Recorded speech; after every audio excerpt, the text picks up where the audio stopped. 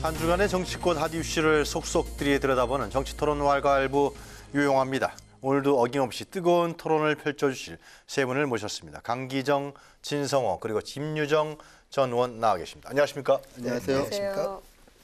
자, 국감의 계절, 또 국감의 계절.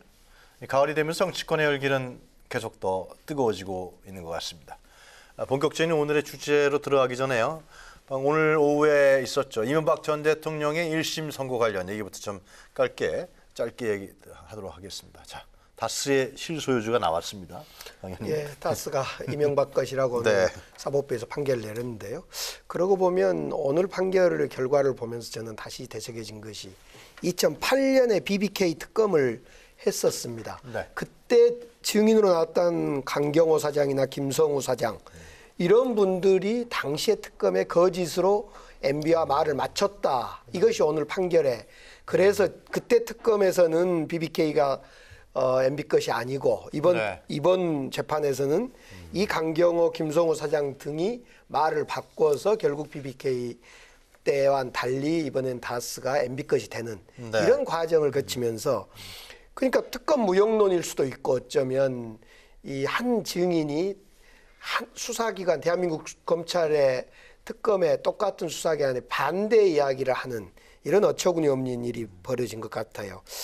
또 하나는 이제 이번에 오늘 MB가 출석하지 않았는데 재판정에 네. 사실은 전두환 대통령도 재판이 안 나가고 박근혜 대통령 안 나가고 MB도 안 나가고 이 대통령 3명이 안 나오고 있는데 이제 국격이 좀 무너진 것 같다. 그래서 안 나간다 그랬는데 오히려 오늘 판결에는 이 국가 원수로서 정말 비난받아 마땅하다. 사회 전반에 불신을 일으킨 장본인이다. 이렇게 해서 오늘 판결이 유죄로 내려졌는데 네. 아무튼 우리 국가 지도자들 특히 전직 대통령들이 이렇게 연이어 재판에 불참하고 또 이렇게 유죄받는 건 매우 유감이다 싶습니다. 15년이 나왔는데요, 그렇죠? 그 정도 예상됐었죠? 15년 그러니까 정도는요? 일단 오늘 일단 요 문제에 대해서는 이명박 전 대통령 측에서는 다툼이 좀 있습니다. 근데 그걸 떠나서 일단 실정법상 1심에서 판결을 내렸기 때문에 저는 사법부의 판결은 존중해야 될 것 같고요. 네. 또 하나는 어쨌든 이명박 대통령과 그 당시는 이제 한나라당이었죠. 한나라당이 배출한 대통령이기 때문에 사과할 필요는 있을 것 같습니다. 근데 이제 지금 말씀하신 것처럼 이명박 전 대통령이 41년생이니까 우리 나이로 하면 79세쯤 됩니다. 현재요? 예, 현재요. 예, 그러니까 내년이면 80쯤 되는데 자, 박근혜 전 대통령, 이명박 전 대통령 살아 계신 두 전직 대통령이 연이어 이제 감옥을 가게 되고 또 만약에 15년 그대로 간다고 하면 거의 90 정도? 90 더 될 것 같은데 어쨌든 역사의 비극이라고 생각하고요. 또 하나는 우리가 여기서 배워야 됩니다. 뭐냐면 사실은 여기에 대해서 이제 정치 보복이라고 주장하는 분도 꽤 있습니다. 이유가 뭐냐면 과거의 정권들도 대통령은 우리나라에서 너무나도 권력이 크기 때문에 뇌물 이런 데부터 자유롭지 못하다는 이야기를 했는데 물론 어느 정도 저런 인정할 건 인정할 필요가 있습니다만 그럼에도 불구하고 실적법상 이렇게 이제 기소를 당해서 법정에서 판결을 받았으면 여기에 대해서는 사과해야 될 거라는 생각이 좀 듭니다. 그런데 어쨌든 지금 문재인 대통령부터 다음 대통령이나 어쨌든 앞으로 정치하는 분들은 권력을 잡는 분들은 이명박 전 대통령 이번 재판을 이제 이 교훈 삼아서 앞으로는 이런 일이 안 벌어지도록 정말 전직 대통령 두 분 다 감옥 계시다는 게 사실은 얼마나 슬픈 일입니까? 좀 가슴이 좀 안타깝습니다. 예, 김유정 전 의원 말씀 듣죠? 네, 2007년 대선 때 저 이명박은 그렇게 살아오지 않았습니다라고 그랬죠? 포효하던 이 전 대통령의 모습이 후보 당시의 모습이 스쳐 지나갔었는데요. 사법부가 굉장히 큰 일을 한 것 같습니다. 본인은 아니라고 하는데 다스가 당신 거다라고 주의를 찾아준 셈이니까 그래서 형하고 굉장히 다툼도 큰일 한 없어진다. 거죠. 그런 예. 우스갯소리는. 그래서 굉장히 사법부가 큰일을 했다. 네. 이렇게 역설적으로 얘기를 하고 싶은데요. 결국에는 그 측근들에게 이제 다 떠넘겼던 거 아닙니까 그동안. 그리고 본인이 10년 이상 다스의 카드를 또 부인과 함께 썼고 또 200억이 넘는 돈을 횡령하고 또 그 다스에 있는 그 인사권을 모두 휘둘렀음에도 불구하고 내 건 아니다라고 주장했던 거짓말이 이제 정말 다 만천하에 드러나는 셈인데 누구나 알고 있었으면서도 본인은 부인했던 그런 사건에 대해서 진실을 좀 결국에는 밝혀준 셈이다 이렇게 생각하고요. 본인이 해왔던 모든 일들을 측근에게 떠넘겼던 정말로 리더로서의 어떤 자질도 부족하고 결국에는 이 모든 것들이 다 뇌물로 드러나는 셈인데 역사 앞에 부끄러워해야 되는 그 시점에 출석도 안 한 상태에서 여전히 본인은 아니라고 주장하고 억울함을 호소하고 있다는 이런 네. 것들은 부끄러운 그런 모습이라고 생각합니다. 그래서 이런 역사가 좀 반복되지 않도록 하기 위해서는 대법까지 또 계속 가겠지만 그렇죠. 이 사법부의 정말 이 올바른 판단과 그리고 무엇보다도 이 민심이 이런 사법부의 결론을 가져오게 된 것이 아닌가. 왜냐하면 박근혜 정권이 이런 국정농단의 사태로 인해서 문재인 정권이 탄생하지 않았더라면 아마 이런 것들은 또 역사에 묻혔겠죠. 그리고 본인의 주장대로 아마 그렇게 묻히고 말았을 것인데 결국에는 진실은 밝혀진다라는 교훈 그리고 부끄러운 역사를 반복하지 말아야 된다는 그런 교훈을 주었다고 생각합니다. 알겠습니다. 네, 진 의원님, 한나라당이 사과해야 된다는데 지금 실제로 사과 주체는 누가 될 수 있습니까? 아니요. 사과해야 된다는 의미는 뭐냐면 사과하는 마음을 가져야 된다고 저는 생각하는 이유가 마음을 가져야 일단 실정법상 우리가 그러니까 다른 거는 좀 억울한 부분이 있다 하더라도 제가 봐도 확실하게 뇌물받은 부분 같은 것들은 눈에 드러나기 때문에 그런 것들은 어쨌든 사과해야 되는 것이고요. 또 하나는 그럼에도 불구하고 이제 반대로 이야기하면 지금 김 의원님 말씀처럼 정권이 만약에 바뀌지 않았더라면 이 재판이 없었다는 건 또 어떻게 우리가 해석할 수 있습니까? 사법부가 권력에 따라서 판결이 달라진다는 걸 또 말하는 거 아니겠습니까? 그러니까 이런 것들은 앞으로 사법부도 이제 독립해서 최근에 이제 사법부에 대한 이야기들이 많이 나오지만 아니 만약에 그런 식으로 누가 대통령이 되냐에 따라서 판결이 바뀌는 정도의 수준이라면 우리나라가 검찰에서 기소했으니까 판결한 거 아니요. 지금 김 전 의원 말씀처럼 저는 이게 만약에 문재인 정권이 아니라면 과연 이런 판결이 나올 수 있을까에 대해서는 아니 그렇게 생각하는 분도 있으니까 그렇다면 앞으로 사법부도 특검이 그렇게 했으니까. 그러니까 앞으로 사법부도 공정하고 이제는 누가 권력을 잡든 간에 좀 공정한 사법부, 공정한 검찰 이런 것들이 필요하다는 생각이 듭니다. 아니 저희 요지는 이제 제대로 가고 있다라는 것을 강조하는 아니 것이죠. 제가 if를 한 게면 제대로 가고 있다고 생각하시지만 반대로 정치 세력이 다른 세력에서 볼 때는 아니 만약에 문재인 대통령이 탄생 안 했다면 안 갔을 수 있다고 생각할 수도 있습니다. 그러니까 제 말은 뭐냐면 권력과 관계없이 사법부나 검찰은 좀 독립적으로 움직이라. 왜냐하면 이명박 전 대통령의 경우도 제가 볼 때는 아까도 말씀하신 분명한 거는 저는 이명박 전 대통령이 잘못한 거지만 일반적인 재판이나 일반적인 검찰의 행위보다도 조금 과한 부분도 저는 분명히 있다고 봅니다. 지금 뭐 그걸 토론하기는 시간이 얼마 남지 않지만 그러니까 그런 부분에 대해서는 우리가 검찰도 법원도 어느 정권을 떠나서 공정하게 잘하자 이런 저는 메시지입니다. 알겠습니다. 자, 이번 주 역시 정치권은 다양한 이슈들로 가득 찼었습니다. 이번 주 왈가왈부가 준비한 토론 주제는 과연 무엇인지 첫 번째 주제부터 화면으로 만나보시도록 하겠습니다.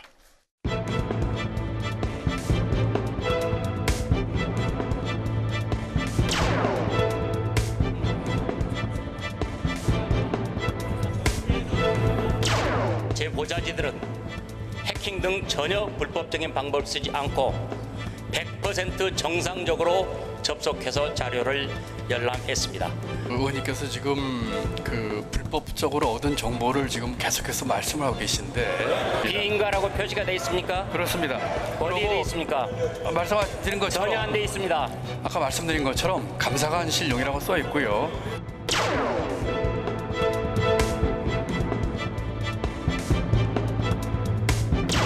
교육부 장관이 모든 사람이 가고 싶어하는 좋은 학교에 자기 자녀를 보내기 위해서 위장 전입을 하고 그런 분이 그런 업무를 하는 것에 대한민국 국민이 어떻게 받아들일 수 있느냐.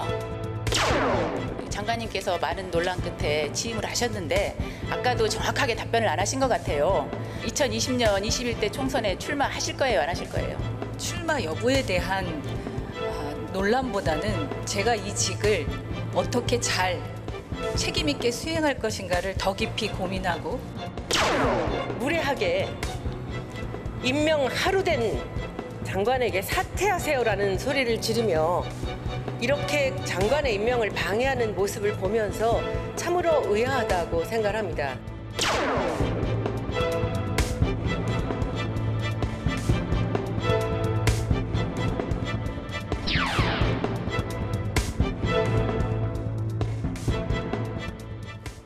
네, 왈가왈부 오늘의 첫 번째 주제는 최근 여야가 가장 치열하게 대립하고 있죠. 심재철, 유훈의 여야 대치 심화 정기국회 파장은 과연 어디까지인가입니다. 심재철 의원의 예산 정보 유출 논란과 관련해서는요. 지난주 왈가왈부에서도 우리가 전초전, 하여튼 예비전이라 그러면서 뜨거운 논쟁을 저희가 했는데요. 특히 앞서 화면에서도 보신 것처럼 이번 주 대정부 질문에 심재철 의원이 직접 질의자로 나서서요. 김동연 경제부총리와 설전을 벌였습니다. 두 사람은 이미 서로를 맞고발한 상태입니다. 경제부총리와 국회의원이 서로 맞고발했단 말이죠. 자, 그리고 이제 유은혜 장관, 심장관에 대한 또 이제 야당의 공박도 본회의장에서 있었는데요. 먼저 가장 이번 주에 화제가 된 부분은 결국 이제 심재철, 김동연 대정부 질문에서 격돌했다 이거 아니겠습니까? 네. 일단 근데 저는 뭐 네. 다른 걸 떠나서 뭐 두 분 다 잘한 면도 있고 못한 면도 있는데 네. 본질은 이 정보, 국민의 알 권리를 위해서 심재철 의원이 그 정보를 까는데 이게 과연 국가 기밀이냐는 문제에 대해서는 한번 논쟁할 필요가 있고요. 또 하나는 오늘도 지금 심재철 의원이 그 박범계 의원을 고소를 했습니다. 이유가 뭐냐면 박범계 의원이 한 라디오 프로그램에 나와서 심재철 의원 보좌관들이 특별한 뭐 교육을 받았다. 뭐 이게 단단히 그 망을 뚫기 위해서 준비한 모양이다. 뭐 이런 식으로 이야기했는데 네. 제가 볼 때는 심재철 의원의 뭐 보좌관을 제가 개인적으로 알지는 못합니다만 예. 우리나라의 국회의원 보좌관들이 해킹을 통해서 그걸 뚫을 만한 능력이 있는지에 대해서는 이거는 뭐 검찰 수사하면 금방 나올 겁니다. 그런데 그건 아닌 것 같고 또 심재철 의원실 보좌관들이 저렇게 쉽게 이 정보에 접근을 했다면 저는 기재부 측의 잘못이 크다고 봅니다. 그리고 또 하나 과연 그럼 심재철 의원이 법을 어긴 정도와 국민의 알 권리와 뭐가 더 중요하냐에 대해서는 제가 볼 때는 앞으로 논박과 논쟁이 있을 거라고 봅니다. 그런데 문제는 저는 여기 나왔던 내용이 기재부에 관한 게 아니라 사실은 청와대의 업무 추진비에 대한 것 가지고 이제 논쟁이 시작됐는데 뭐 이런 이야기 들으면 저는 상당히 청와대가 부적절한 추진비를 쓴 것도 있기는 하지만 제가 청와대 직원이라 하더라도 상당히 불쾌하겠습니다. 왜냐하면 왜 기재부와 기재위에 있는 의원을 통해서 우리의 원래 공개되는 정보들이 아닙니다. 그런데 뚫려가지고 이렇게 계속 청와대와 심재철 의원 간에 폭로 또 해명 또 맞해명 뭐 이런 것들이 오고 가느냐. 저는 이게 물론 어떤 의미에서는 청와대를 비판 감시하는 것도 있지만 어떤 의미에서는 심의 조금 과하게 저는 대응한 면도 있다고 보입니다. 그리고 무엇보다도 저는 안타까운 것은 지금 국민들이 상당히 힘듭니다. 그 실업 문제도 있고 힘든데 이 중요한 대정부 질문 경제 분야에서 미디어의 초점이 물론 이거는 훌륭한 질문하신 뭐 제가 볼 때는 김성식 의원 굉장히 좋은 분들이 많이 있는데도 불구하고 대개의 기사들은 심재철 대 김동연을 이 해프닝으로 하다 보니까 정작 대정부 질문이라는 중요한 경제 질의 중에서 중요한 부분들이 묻히지 않았나. 이게 참 저는 안타깝습니다. 김종호님, 그러니까 핵심을 한번 정리를 한번 하고 우리가 좀 논의를 진전시켰으면 좋겠는데 지금 논쟁의 가장 키는 불법적으로 적법하지 않게 그 국가의 많은 기밀을 다운로드 받았다. 심재철 의원실에서. 그렇죠. 그런데 심재철 의원실에서는 하여튼 그 적법했다라고 주장하는 거고요. 그것은 결국 국민의 알 권리다. 그러니까 내가 얘기를 하겠다.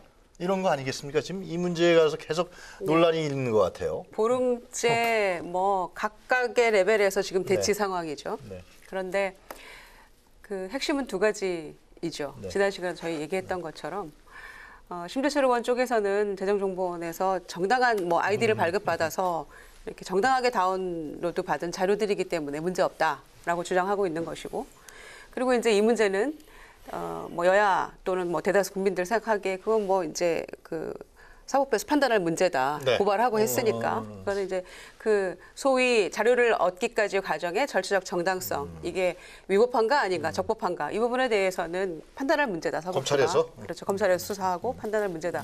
이렇게 지금 이제 얘기되어지고 있는 것인데 네. 여전히 대정부 질문 과정에서는 그 위법성 또 적법한지 여부를 가지고 이제 서로 공방을 했던 것이고요. 또 하나는 이제 그런 일련의 고발과 고소가 반복되는 과정에서 감정 싸움으로 번져가고 있는데, 그리고 네. 이제 굉장히 지금 양쪽이 다 뭐 이 최고조의 지금 그런 달한 상황이잖아요. 그리고 또 심지어는 박범계 의원도 또 서로 또 고발하고 네. 무슨 충성 경쟁도 아니고 이렇게 굉장히 이제 꼬리를 무는 이런 이 볼썽사나운 모습이 전개되고 있다. 저는 한마디로 이렇게 정리하고 싶은데요. 이제 그 폭로한 내용이 과연 이게 정말 문제가 있는 것인가가 이제 핵심이죠. 그런데 그렇죠. 심재철 의원이 하나 폭로하면 청와대에서 반박하고 또 하나 폭로하면 김동연 부총리가 반박하는데 그 반박하는 내용들이 다 명분이 있고 또 실체적 그 증거가 있는 것들이어서 말문이 막히게 하는 것들이에요. 그러니까 한마디로 얘기를 하면 심재철 의원이 직전에 국회 부의장 지나셨다는 얘기 저희 했었고 네. 5선의 중진 의원인데 그렇죠. 저희가 이제 이런 자료들이 만약에 어느 의원이라도 이걸 입수하게 된다면 욕심을 내게 되어 있습니다. 이걸 잘 궁리를 해서 잘 내용을 파악해서 정말 이거다. 이게 문제가 있다라고 하면서 한 방을 터뜨려서 정말로 이 정부가 또는 청와대가 오도 가도 못하게 꼼짝없는 어떤 이 한 방이 있었다면 얘기는 또 달라졌을 거라고 생각합니다.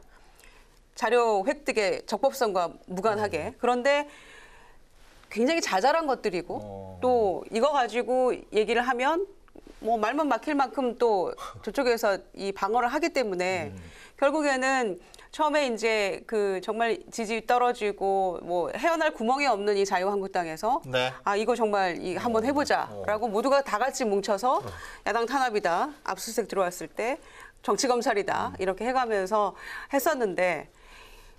점점 힘이 빠지고 있는 그런 형국인 거죠. 결과는 뭐 큰 게 없다. 큰 것도 없고 그리고 그 많은 자료들을 뭐 47만 건을 다운로드 받고 뭐 아이디를 뭐 3개를 또 해가지고 뭐 9월 달에도 또 받고 했다는데 치밀하게 좀 준비를 해서 한 방을 해서 할 것이 과연 없었던 것인지 아니면 심재철 의원 뭐 본인 주장대로 정말 이거는 문제가 있다고 했는데 더 이상 뭐 반박할 여지가 없는 그런 내용들이 너무 많았잖아요. 그래서 그런 점에서 점점 이 힘이 빠지고 있는 게 아닌가 이런 생각이 들고 네. 또 그것에 예로서 이 지지율이 계속 또 하락하고 있잖아요. 자유한국당만. 자유한국당이. 그러니까 예. 거기에 대한 반사 이익을 얻는 것도 없고 국민이 공감하지도 못하고 있고 그래서 그런 점 때문에 이게 보름 이상 끌어온 이 대치가 과연 이렇게까지 강대강으로 갈 일이었는가라는 점에서 좀 회의적이고요. 네. 또 청와대나 이쪽에서도 이제 문제 삼은 그런 내용들이 좀 자잘한 것들이고 그다음에 무슨 술집 뭐 이런 얘기 들면 좀 잘못된 건 잘못된 거다라고 조금 소소한 것이라도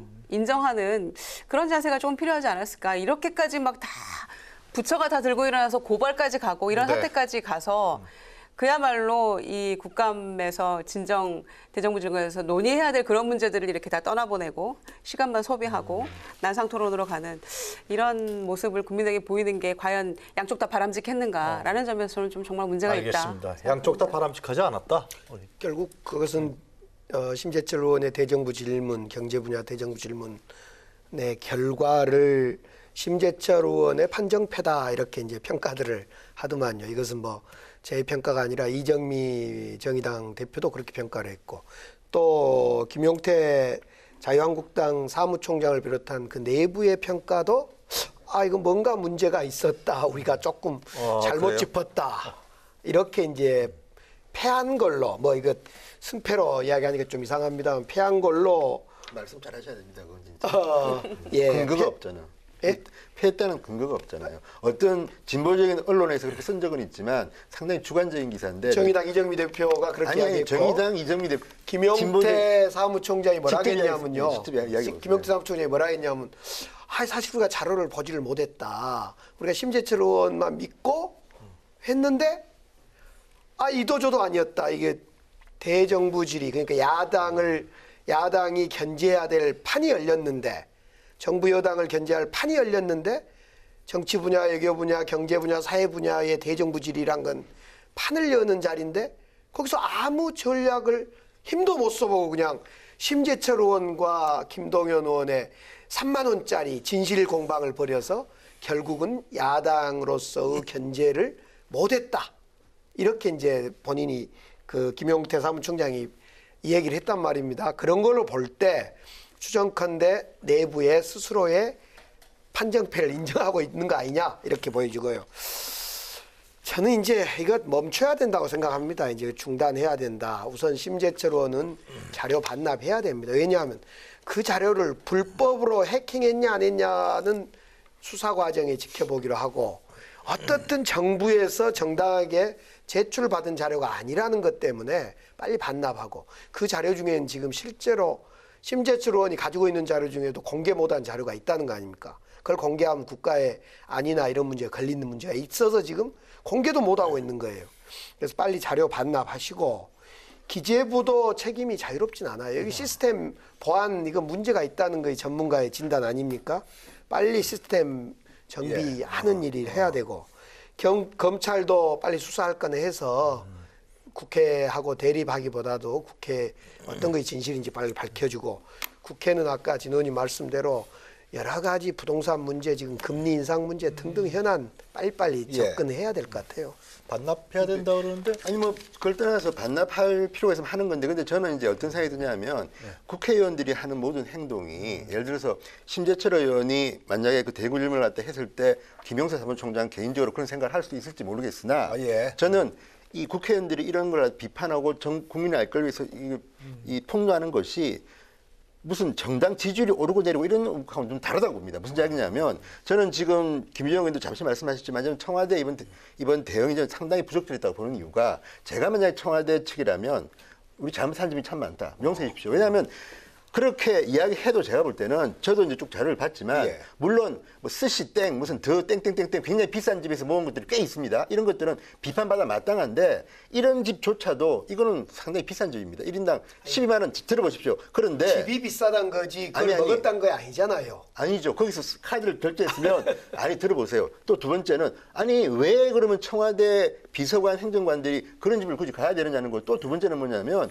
밤에 11시에 호프집 같은 이런 데를 갔다가 그 최근에 그 지금 자유한국당에서 그 브리핑한 걸 보니까 당직자들이 가봤답니다. 가봤는데 홍대에 유명한 스시포차 이런 데서 이제 먹은 건데 값은 뭐 1인당 2, 3만 원이라고 하지만 가보니까 도대체 그 시간 11시 그때는 젊은이들이 막 서로 막 과음 지르고 막 그런 데서 도저히 회의를 할 수 없는 분위기인데 왜 거기서 쑥 껐냐는 겁니까? 저는 제가 볼 때는 부적절합니다. 얘는. 그리고 우리 쪽에도 청와대에서 근무했던 친구들 행정관한테 물어보니까 밤 11시에 세종시에서 올라와도 청와대는 회의할 수 있는 공간이 굉장히 많이 있고, 필요하면 춘추관에 있는 기자들처럼 다른 분식집에서 뭘 시켜 먹을 수도 있고 굉장히 방법이 많은데 왜 굳이 홍대 포차까지 갔느냐 그 시간에. 이런 것들에 대해서는 저는 국민들한테 미안해야 되고요. 또 두 번째는 자꾸만 돈이 액수가 적고 유형없어. 저는 룸사원 이런 거 안 간 건 저도 인정하고, 제가 볼 때는 이렇게 뭐 굉장히 무슨 흥청망청 쓴 것 같지는 않습니다. 그럼에도 불구하고 국민 눈높이에서 볼 때는요, 1인당 2, 3만 원짜리 먹은 게 뭐 대단하냐? 대단합니다, 저는.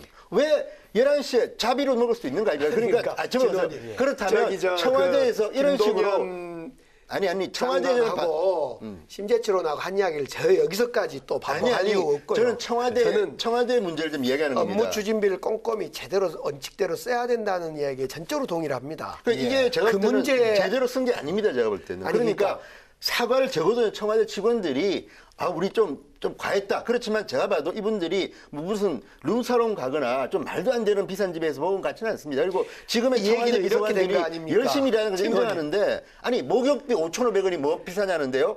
목욕하는 거는 업무 추진비로 끄면 안 됩니다. 이렇게 사비로 써야 되는 거지. 된 거 아닙니까? 이야기 사과를 안 하잖아요 지금. 기재부에서 그 자료는 잘못되니 돌려주십시오 하니까 심재철 의원이 돌려준 게 아니라 이놈을 가지고 막 공격을 했잖아요. 근데 공격하는 팩트가 틀린 거 아닙니까?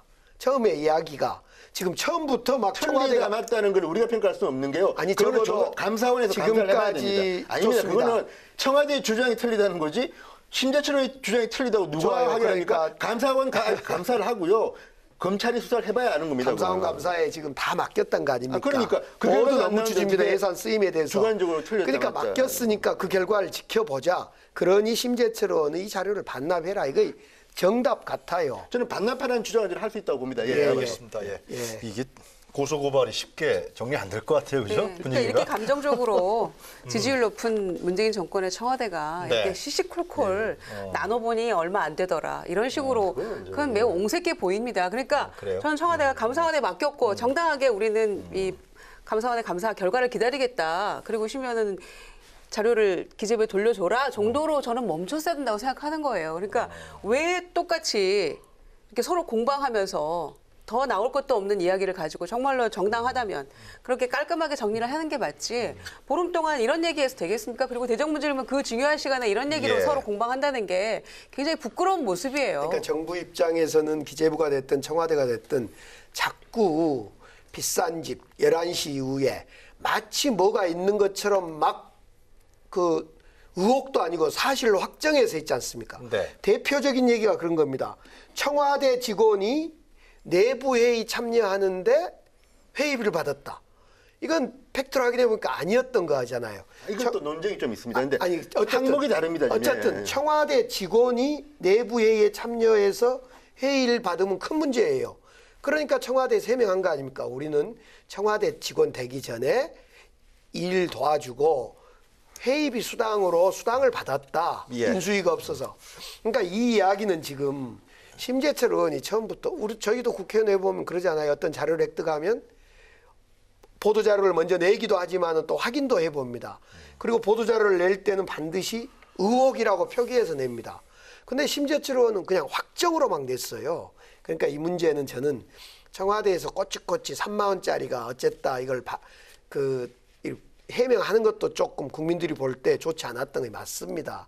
그러나 이렇게까지 자꾸 이렇게 시시콜콜 3만 원을 어디다 썼냐를 따지는 알겠습니다. 방식을 네. 대정부질의에서 청와대와 싸움하는 방식은 옳지 강 않다는 의원님, 거죠. 이 고소고발 서로 취하고요. 그 다음에 자료 또 다시 돌려주고, 지금 뭐또 네. 심의위원회 기재 뭐 나가서 상임위 활동 국감하고요. 뭐 이런 부분들의 타협은 이루어지기 지금 어렵습니까? 김성태 의원 네. 원내대표를 통해서 네. 고소고발 취하 이야기도 좀 된 것 같아요. 아, 그래요? 예, 근데 이제 이것이 고소고발을 취할 사인가 아닌가는 좀 다른 따져볼 문제입니까, 예, 이거? 따져볼 문제고 저는 가급적 이것은 의정활동의 보장의 측면이 허용된 의정활동의 측면이라면 당연히 고소고발은 취하해야지요 서로. 네. 근데 또 한마디 더 붙이면 네. 저는 이제 이런 논쟁을 감정적으로 촉발시킨 제일 중요한 이유는 추석 직전에 신재철 의원실을 압수수색한 겁니다. 검찰이 전격적으로. 근데 문제는 그때 지금도 기억하는 게 김영대 사무총장이 들고 있던 팻말이 뭐냐면 신창현 의원은 왜 압수수색 안 하냐 뭐 이런 걸 들고 있었는데 그때 이제 청와대나 뭐 등등에서 반박이 뭐냐면 이 케이스가 다르다. 이거는 뭐 이렇게 도둑질 했고 신창현 의원은 이미 다 뭐 과천시장이 충분히 이렇게 밝혀졌기 때문에 필요 없다 그랬거든요. 그런데 22일 만에 압수를 또 했어요, 또. 네. 이거는 또 뭐 하는 건데, 저는 그러니까 지금 하는 걸 보면 검찰이 정치 검찰이라 소리 딱 듣기 좋은 짓을 하고 있는데, 제가 봐도 끈은요, 심재철은 그냥 업무 추진비, 뭐 식당 이런 거 공개한 것 지금 말씀 대단한 거 없습니다. 그런데 신창현은 이거는요, 지금 부동산 문제가 이렇게 심각한데, 그거를 갖다가 깠다? 전 이게 더 훨씬 심각한데 왜 20일 만에 압수를 했냐? 그 지점은 검찰이 아주 잘못한 것 이해가 좀 같아요. 안 되는데. 그러니까 지금 오히려 정권이 받는 바뀌었는데도 검찰은 과거 검찰이 그대로 된 것 같고 그 지점은 검찰이 비판받아야 마땅할 것 같아요. 분명한 것은 지금 이 중요한 그 국가적 이슈가 있는데 경제적 이슈도 있고 안보의 문제도 있고 이렇게 이슈가 있는데 이 지금 그 국민들의 관심도 아닌 업무 추진비의 일부 그것도 전부도 아니고 일부의 타당성, 유용성 문제를 가지고 갑론을 하고 있는 것에 대해서 국회가 우선 반성해야 되고 네. 더불어 청와대도 애초부터 대응이 조금 심재철 의원을 이런 방식으로 나가지 않도록 해야 되는 것도 정부의 임무였던 것 같습니다. 주말을 기점으로 해서 좀 전향적인 해결 방식도 좀 나올 수도 있겠네요. 그 윤해 신임 교육부총리 아까 화면으로 보셨는데요. 네. 이 바로 다음 첫날이죠. 그러니까 임명장 받은 다음 날이죠. 본회의장 나와서 아주 곤혹을 치렀는데 이거 어떻게 우리가 판단해야 됩니까? 이런 문제에 대해서. 그 정도면 데뷔 전 하루 치른 거는 뭐 크게 곤혹스러운 것도 아니다. 뭐 그런 생각도 들고요. 왜냐하면은 청문회 때 굉장히 많은 의혹들이 나왔던 게 사실이고 우리가 네. 이제 처음에 내정됐을 때는 뭐 여태껏 또 정치력을 발휘해서 굉장히 잘 부처를 이끌었던 장관들도 많았기 때문에 잘했으면 좋겠다. 그리고 기대한다. 이런 얘기들을 저희 나눴었어요. 그런데 청문회에 막상 들어가 보니까 너무 많은 의혹들이 있는 거죠. 그런데 이거를 정말 아무것도 아닌 것처럼 이렇게 덮고 가는 거는 저는 문제 있다고 봅니다. 그러나 대통령의 임명권이 엄연히 존재하는데 그걸 또 이렇게까지 대정부 질문 질의하는 데까지 또 이렇게 파상공세로 가는 그렇지 것도 말이에요, 그것도. 야당도 조금 옹색했다. 이렇게 문제는 있다고 보여집니다만 저는 대통령이 어떻게 이 임명장을 주면서 이 청문회 때 뭐 이렇게 그 힘들었던 사람들이 굉장히 더 잘한다. 그런 분들이 더 잘한다. 일을. 또 굉장히 뭐 이 매우 그 적정한 인물이다. 적합하게 적임자다. 뭐 이런 얘기를 이제 하면서 임명장 수여식 때 얘기를 했는데요. 그게 맞는 말인가요? 저는 여러 가지 의혹이 이렇게 있었고 대통령의 변명을 어떻게 하고 해명을 어찌 했던 간에 의혹들이 이렇게 여러 가지가 있었는데 위장 전입부터 또 뭐 딸 뭐 아이 교육 문제서부터 뭐 여러 가지가 있었잖아요. 뭐 건물 임대 사무실 임대하는 것서부터 여러 가지 문제가 있었는데 그걸 왜 이렇게 아무렇지도 않게 덮어가면서 적임자다. 청문회 때 힘들었던 분들이 더 잘한다. 이렇게 덮어버리면 과거 정권과 다른 게 뭐가 있습니까? 굉장히 실망했고요. 저는 문제는 있었고 청문회 과정에서 여러 가지 국민들이 실망한 부분도 있지만 기왕에 잘 해주십시오라는 얘기였으면 얼마나 더 좋았겠습니까? 청와대 대변인 한술 더 떴잖아요. 야당이 반대한다고 해서 국민들이 반대하는 건 아니다. 이게 도대체 무슨 말입니까? 이랑의 총리가 좀 다시 또 얘기를 한 것 같고. 그리고 총리가 그 부분은 적절하지 못했다라고 지적하기 전까지는 그러면 청와대는 전혀 그 부분에 대해서 문제도 없다고 문제의식도 못 느꼈다는 뭐 이런 얘기입니까? 그래서 저는 잘하고 국민적 지지를 받을 때 말을 아껴야 된다고 생각을 하고요. 그리고 청와대 대변인이 나와서 인사 5원칙은 어디로 온데간데 없어지고 정말 그런 것 같아요. 지지율이 도취해서 원칙이 무너지고 있다는 생각이 드는 겁니다. 그래서 저는 기왕에 임명이 됐고 하니까 잘 해야 되겠죠. 그럼 국내 기대에 부응해야 되겠습니다만 이런 식의 인사청문회고라면 인사청문회 무용론이 다시 나올 수밖에 없고요. 이렇게 안 하는 게 맞다고 생각합니다. 그래서 지금 야당에서 추진하고 있는 것이 부총리도 부총리급도 국회 동의 받아야 되고 혹은 인사청문회에 그 국회의 동의서가 채택되지 못하면 임명 못하는 걸로 법을 바꾸거나 이런 것들을 추진하는 저는 그게 타당하다고 생각해요. 왜냐하면 정말 의원들이 보좌진들이 열심히 준비해서 인사청문회 하는 걸 너무 잘 아시잖아요. 얼마나 고생하면서 하는지 뭐 없나 하고 눈에 불을 켜고 찾아보는 거죠. 과연 샅샅이 뒤져서 정말로 적임자인가를 국민을 대신해서 하는 일이니까 그렇게 했는데 결과적으로 문제가 있다는 것도 야당에서 판단하고 있는데 이렇게 임명한다면 그리고 의혹이 하나도 아니고 그런데 적임자고 고쳐 겪은 분들이 더 잘해요. 이렇게 얘기를 해버리면 알겠습니다. 국회 무용론이 돼버리는 거죠. 인사청문회 무용론을 떠나서. 그리고 야당이 반대하는 것은 국민과 무관한 거다라는 식으로 폄훼해버리면 그러면 국회 해산해야죠. 그렇지 않나요? 무슨 의미가 있나요? 그래서 처음부터요. 그래서 저는 이 정치인 불패 신화는 이번에도 깨지지 않았죠. 결론적으로는. 현역 의원. 전현직 의원 다 마찬가지였어요. 다 임명됐었고. 그래서 이 부분에 대해서 임명된 이 장관들이 정말 곰곰이 잘 생각해서 해야 한다고 생각합니다. 저는 처음부터 윤혜 의원을 후보로 임명 발표하자마자 윤혜 의원이 여성이다. 윤혜 의원은 교육에 대해서 뭘 아냐. 전문성이 없다.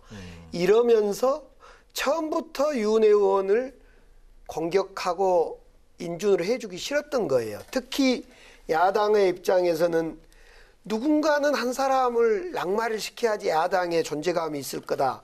이래서 윤혜 의원을 딱 타겟팅을 한 거죠. 사실은 이번에 여러 사람 인사청문회 했습니다마는 제가 볼 때는 윤혜 의원보다도요. 사실은 통과된 어떤 사람이 더 문제였어요. 제 관점으로 볼 때는. 누구였는데? 여기서 굳이 뭐 그 사람까지. 오히려 저는 이 윤혜 의원이야말로 처음부터 정치적 청문회를 거친 거다. 지금 김유정 의원님이 뭐 많은 문제가 있었다 그런데 글쎄 결정적인 문제일까?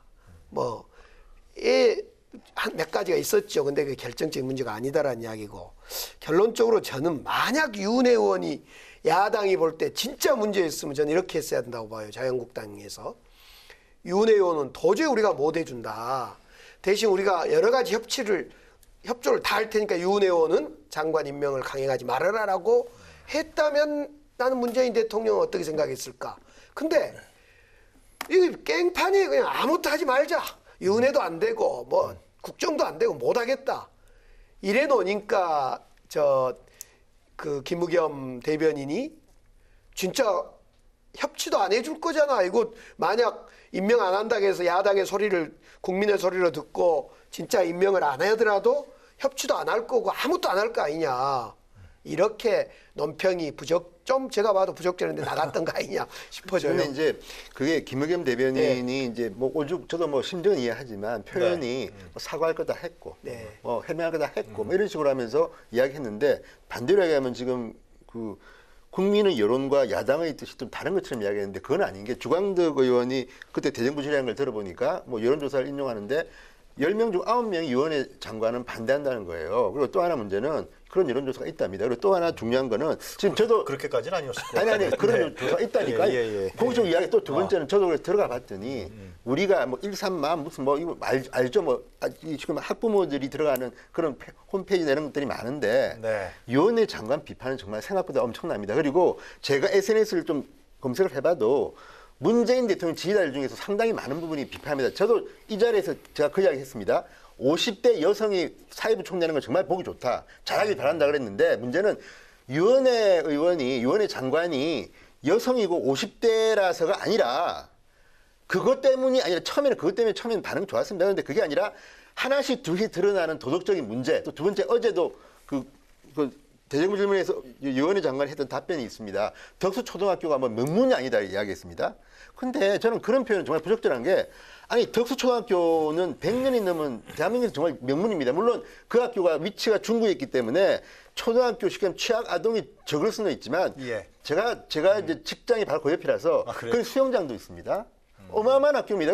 역사와 전통 그 학교 출신들이 어마어마한데 그런 식으로 명문도 아닌데 제가 왜 넣었겠습니까? 이런 식으로 답변하는 태도라든지 저는 이런 것들이 교육부 총리 아닙니까? 그러니까 교육부 총리는 그만큼 중요한데 임기 1년 뭐 3개월 이야기하니까 또 그건 중요하지 않다? 중요합니다. 지금 뭐 미래에 무슨 위원회도 만들고 하는데 어떻게 그렇게 쉽게 답하면 저는 이 문제는 국민 여론도 여론조사 한번 해보시고 청와대가 그러면 그래도 열의 아홉은 아닙니다. 아니 그러니까 그런 조사가 있다는 건데 저도 뭐 그것도 과하다고 보는데 어쨌든 위원회 장관에 대해서는 저는 여론이 나쁠 거라고 봅니다. 그렇다면 청와대가 그런 식으로 호도하면 안 되는 거죠. 그리고 이게 비단 야당 문제가 아니라 국민들한테 물어보고 학부모들한테 물어보십시오. 그러니까 이런 문제에 대해서 너무 그렇게 단정적으로 야당을 갖다 그렇게 매도하는 거예요. 저는 그런 태도 오만함이야말로 여야 관계를 협치를 더 힘들게 하는 거 아닌가 생각이 듭니다. 그러니까 영어 교육 금지 문제라든가 또 그 법 낸 것 관련해서 비정규직 관련 법 내는 관련해서 그 사이트나 이런 데서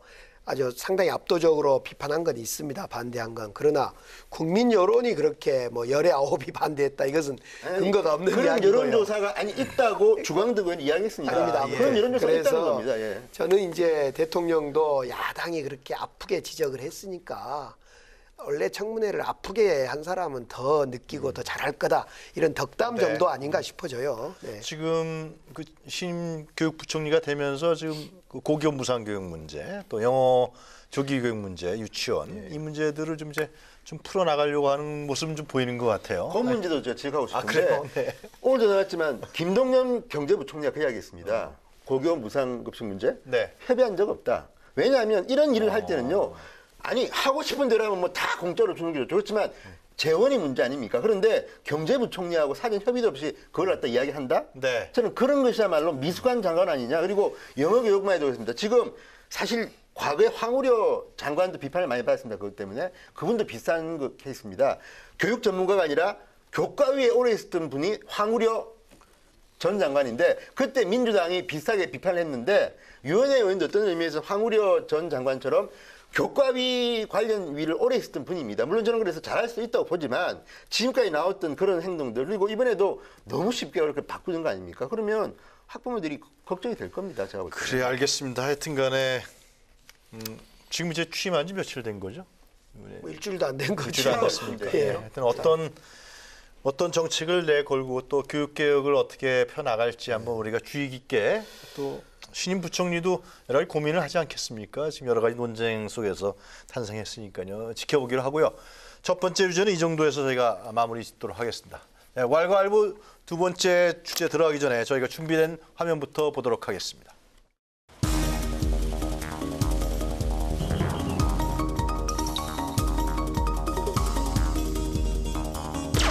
우리 보수가 그리고 대한민국이 절박한 입장에 놓여 있다.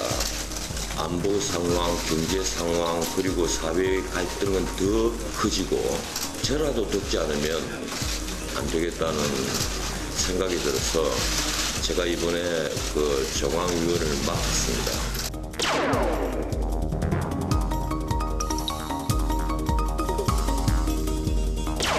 중앙특위의 가장 제일 원칙은 공정입니다.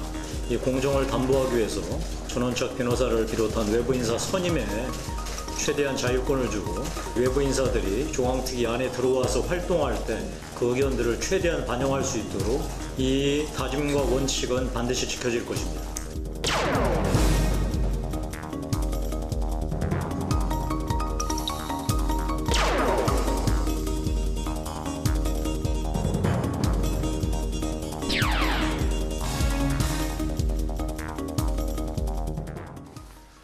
네, 왈가왈부 두 번째 주제는 한국당 전원책발 인적 쇄신 돌입 태풍될까 미풍될까입니다. 이 너무나 잘 알려진 분이죠. 보수 논객으로 유명한 전원책 변호사가 자유한국당의 인적 쇄신을 주도할 조직 강화 특별위원회 위원으로 내정됐습니다. 어제 기자간담회 열고 공식 합류 발표했는데요.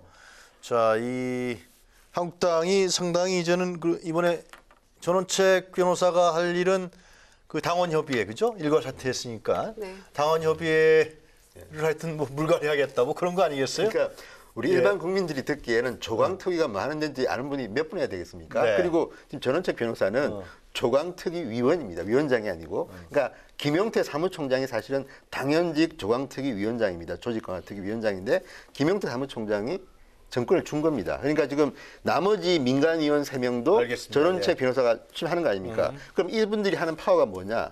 자, 일단 10월 1일 날 일괄 사퇴서를 받았으니까 심사하고 선별하고 그다음에 새로운 인물로 채우는 거 아니겠습니까? 네. 그런데 어쨌든 전원책이 아니었으면 이렇게 흥행은 안 됐을 거라고 저는 봅니다. 아니, 시작 안 했잖아요. 아니 시작하고 일단 전원책 변호사만 중앙특위 위원으로 오케이하고 들어와서 어제 기자회견을 한 건데 네. 지금 이 정도 반응을 보이는 걸 보면 어쨌든 거기에는 두 가지가 있습니다. 하나는 그동안에 보수 정당들이 너무 못했기 때문에 국민들이 실망을 너무 많이 했기 때문에 이번에는 뭔가 바꾸는가 하는 기대감, 또 두 번째는 어쨌든 김용태 사무총장이나 김병준 비대위원장이나 자기가 휘두를 수 있는 권력을 어찌 보면 준 겁니다, 이쪽에. 네. 물론 전원책 변호사가 성공할지 실패할지는 가봐야겠으나 준 것이고 이런 사례가 저는 이전까지는 본 적이 없습니다. 그러니까 우리 그러니까 저는 진위원 말씀은 그러니까 상당히 고무적이고 잘 결정한 거다. 엄청난 실험이죠. 근데 그 결과에 대해서 우리가 예단하기 힘든 이유가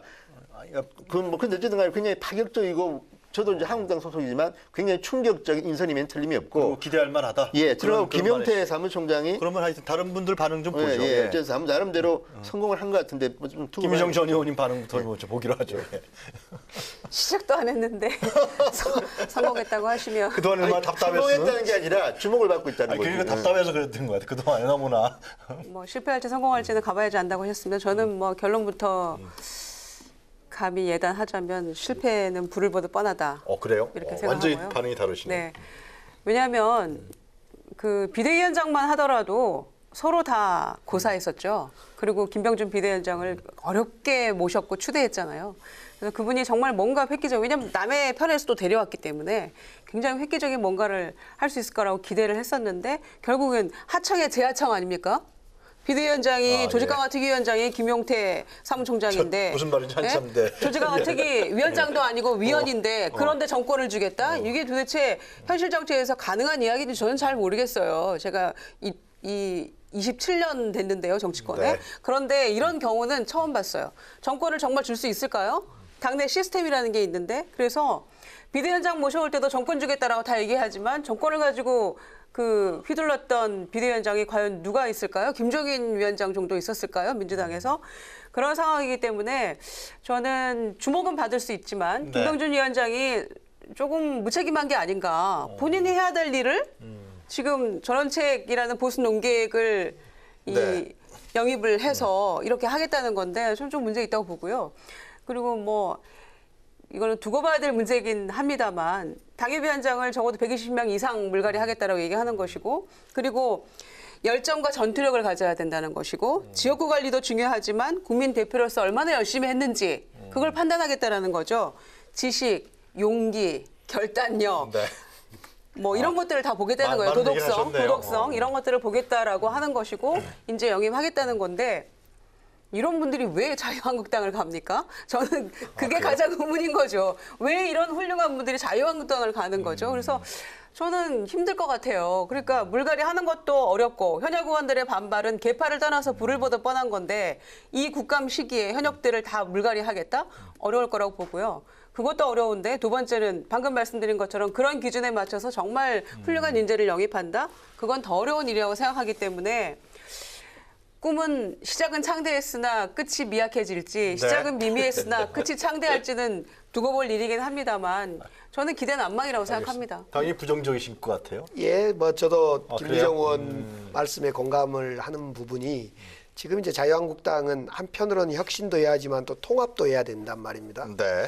근데 혁신을 하기 위해서 또 통합을 하기 위해서 제일 중요한 것이 도대체 보수의 깃발이 뭐냐?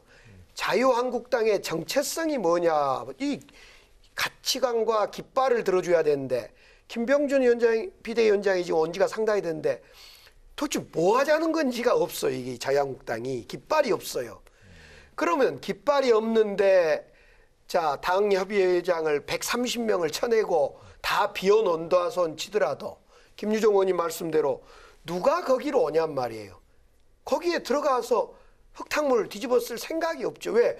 자유한국당이 박근혜 당인지 저거 무슨 당인지 MB 당인지 이거 앞으로 뭘 하겠다는 건지 여전히 북한하고 대결 의식 가지고 계속 이 냉전 의식 가지고 이 한반도에 평화는 오고 있는데 계속 북한 들먹이면서 정치하자는 건지 이런 정체성과 깃발이 없기 때문에 네. 130명을 쳐내더라도 우선 쳐낼 힘이 있는지는 둘째치고 들어올 사람이 없을 것 같아요. 제 주변에 자유한국당에 머물다봤던 이제 진호님도 계십니다만은 진호님 들어가실 건 아니 뭐 들어가신다는 표현 이상합니다. 저는 자유한국당 소속입니다. 지역위원회 받으셨습니까? 아니요. 그러니까 당원입니다. 예. 그러니까 제 이야기는 지금 좋은 청년, 열정 있는 청년, 바닥을 기는 전투력 있는 청년들이 누가 거기 갈 거냐에 김유정 의원님 말씀에 전적으로 동의하고요. 알겠습니다. 예. 결국은 이제 이렇게 또 130여 명 이상 된 사람을 물갈이를 하려면 강력한 힘이 버텨줘야 됩니다. 예를 들면 지난 제 경험입니다만 3년 전에 손학규 김종인 비대위원장이 우리 민주당에서 예. 막 강기정부터 그랬죠. 잘랐지요. 그럴 경험 때 있으시네. 누가 버텨줬기 때문에 가능하냐면 잘린 사람이 우선 그래 당을 위해서 내가 참지. 두 번째로 문재인 당시에 이제 대표에서 물러난 문재인이라는 강한 힘이 그래 김종인 당신 뭐 잘못되든 잘되든 믿고 맡길게 이런 강력한 당내의 합의가 있었는데 지금 과연 친박계들이 합의해 주겠습니까? 친홍계들이 합의해 주겠습니까? 자, 걱정이 많아요. 이 말씀은 저는 맞는 말씀인데. 진이 어떻게 보시는지. 아니, 그러니까 지금 근데 또 하나 있는데 걱정을 하시는 거는 좀 이해하는 게 일단 그 정체성 이런 거를 갖다 잡아야 된다는 말씀 맞고 김병준 의원도 지금 그 준비 중이라고 합니다. 그런데 이제 문제는 그런 당의 이념이나 정체성을 갖다 발표하면 기사거리가 별로 안 됩니다. 중요한 거는 인물을 통해서 하는 건데 저는 전원책이라는 카드는 일단 국민들이 보기에 전원책이 한다면 뭔가 이런 식으로 돼 있구나 생각을 하는 것이고 또 두 번째는 지금 강 의원 말씀이 아주 우리 아프게 닿는 게 뭐냐면 지금 이 자유한국당은 친홍계, 친박계, 친 이게 뭐 등등해서 그러니까 굉장히 복잡하고 또 하나는 박근혜 전 대통령의 탄핵을 당하는 바람에 마음의 상처들이 많습니다. 그러니까 이번에 이 130명 친다 또는 뭐 50명일지 잘 모르겠습니다만 쳐내는 작업은 굉장히 힘들 거지만 저는 필요하다고 보고 두 번째 그 자리에 누가 가 있냐는 걱정은 안 하셔도 됩니다. 왜냐하면 올 사람 많습니다. 그러니까 그거는 너무 제가 주변에 아는 분들은 가겠다는 사람이 없더라고요. 주변은 다 민주당 가시면 돼요. 사람이니까 안 가겠죠. 그러니까 민주당 쪽 사람 말고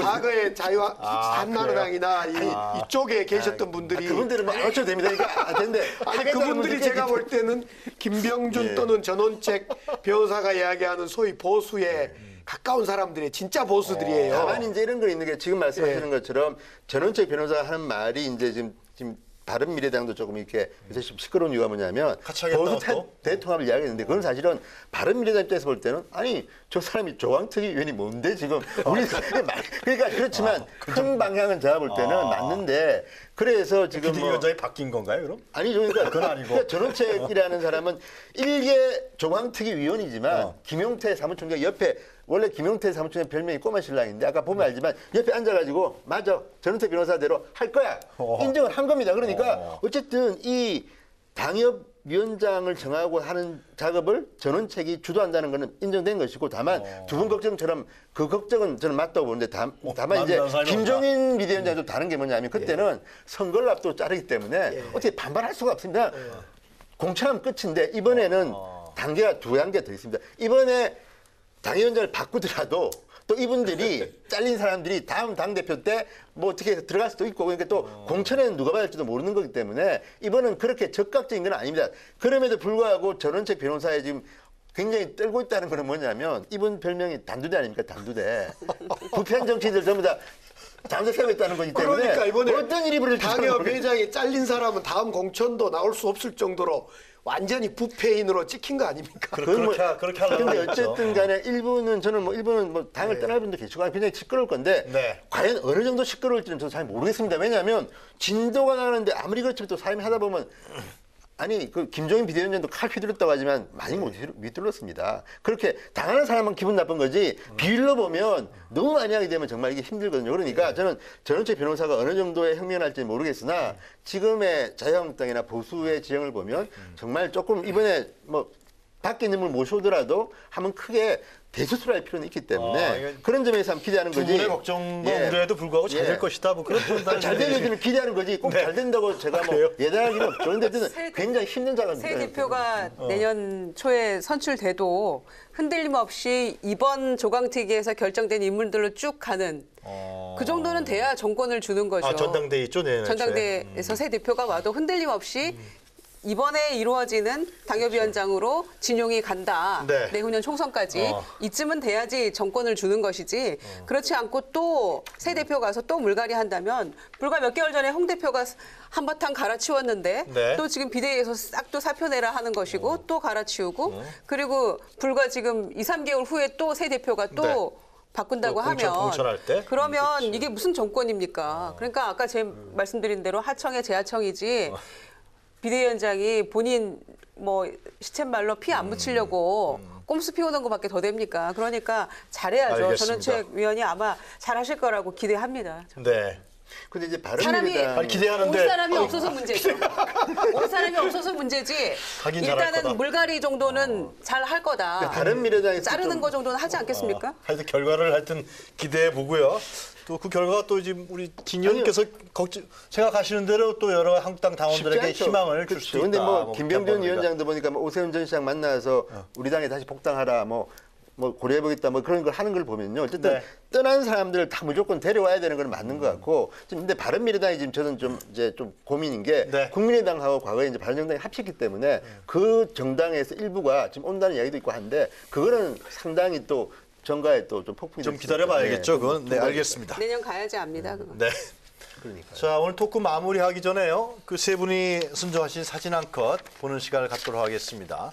오늘은 김유정 전 의원께서 선정하신 사진 한 컷부터 보도록 하겠습니다. 네, 몇 개월 전에 양승태 전 대법원장이 그 사법농단 터졌을 때 뭐 본인은 문제 없다, 뭐 잘못한 거 없다, 추워도 부끄러움 없다 이렇게 네. 인터뷰하던 그 장면인데요.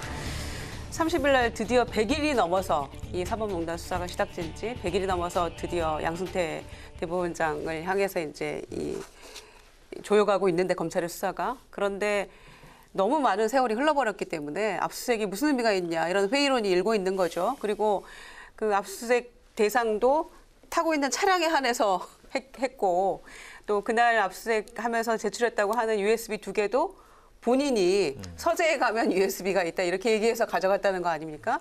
무슨 그 증거로서의 그런 게 남아 있을까요? 그 안에 삭제된 파일도 많다고 하고 본인이 차량만 압수수색하게 결론이 났는데 법원에서 서재에 가면 USB가 2개 있어요라고 하는 게 네. 얼마나 이 증거로서 실효성이 있을까요? 그래서 그런 거 보면서 이 사법농단 수사가 시작된 지 말씀드린 대로 100일이 지났는데 계속해서 새로운 것들이 막 밝혀지고 있잖아요. 사건은 점점 확대돼 가고 있고 그런데 수사는 좀처럼 뭐 뭔가 이 활력을 띠고 있는 것 같지는 않아요. 이런 식의 영장에 반복되는 기각이랄지 이런 것들 때문에 힘이 좀 빠지고 있는 건 사실인데 네. 최순실이 구속됐을 때 법리 검토까지를 청와대에서 요구해서 또 냈다는 얘기도 글쎄 지금 말이야. 나오고 있잖아요. 충격적인 뉴스예요. 얼마나 충격적인지 도대체 사법부가 이 대통령의 개인 변호사 역할을까지를 네. 했다는 것인데 그게 정말 이 검토해서 다 줬다고 한다면 좀 기가 막히고요.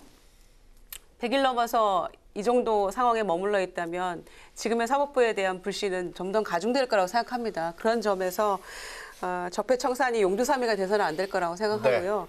압수수색에서 뭐 실효성이 있든지 없든지 이 가져온 것들을 좀 제대로 좀 수사를 해서 이 신뢰 떨어진 사법부 명예 회복도 좀 하고 검찰도 좀 제대로 수사하고 있다는 거를 검찰의 개혁도 지금 똑같이 문제가 되고 있는 거니까요.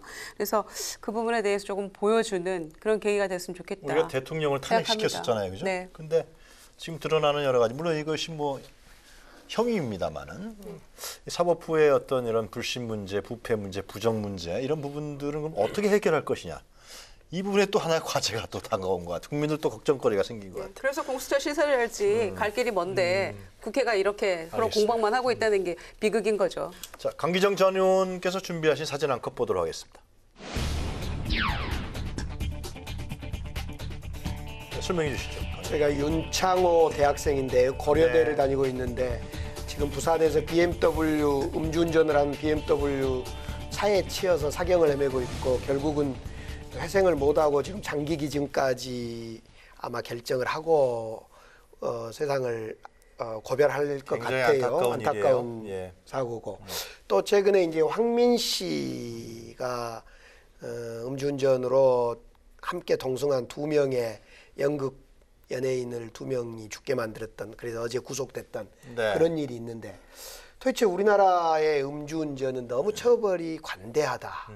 대부분 합의하면 다 집행유예나 그냥 구속되지 않고 불구속으로 나오거나 그래서 이번 기회에 이 음주운전을 엄하게 처벌하자. 살인죄로 다스리자.